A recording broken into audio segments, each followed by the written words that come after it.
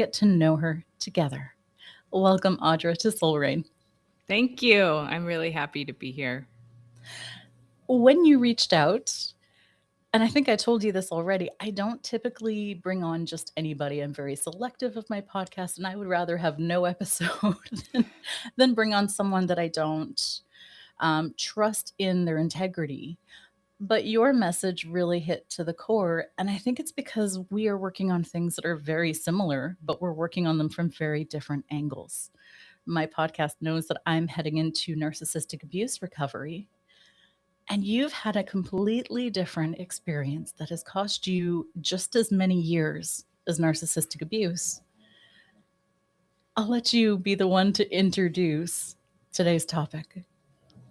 Yeah. So I left the Mormon or LDS church when I was age 35, which for your listeners who don't know is a high control religion.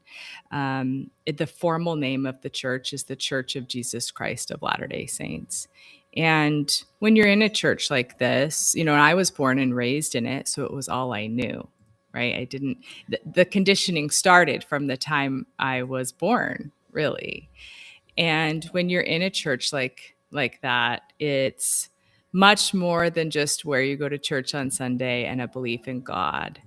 It's who you are, who you're going to be, how you're going to act, down to the smallest lifestyle detail of what you eat and drink and what you do on a Monday night. And then when I left at age 35, I was also in the middle of raising kids. And it's a blueprint of how to raise kids, what age you should tell them to date, all of these things. So it's really goes down to the deepest level of your psyche, down to the identity. Your who you are and who you're going to be is prescribed to you.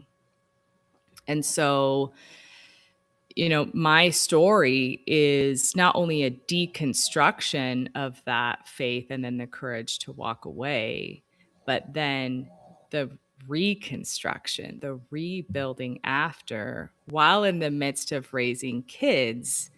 And so that's what I do now is I'm a coach for other moms who have left the church and they're in that phase of like, I know who I'm not, but I don't even know how to discover who I am.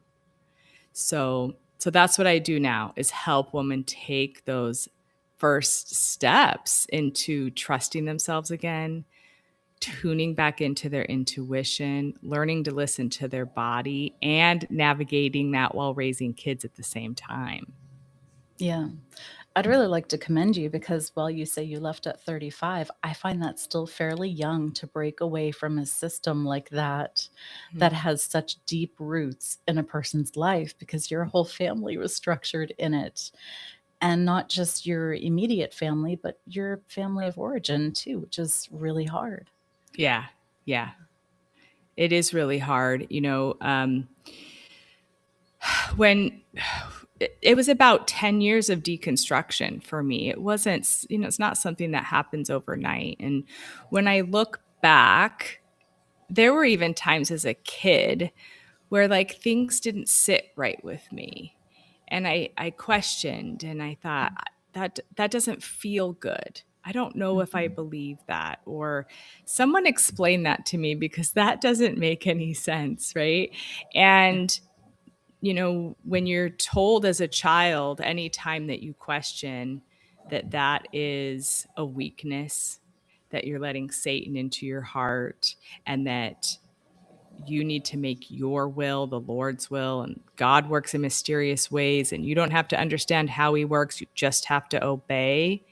When that's the kind of conditioning that you're given from the time you're a child, anytime you question something, you immediately push it back down. Hey,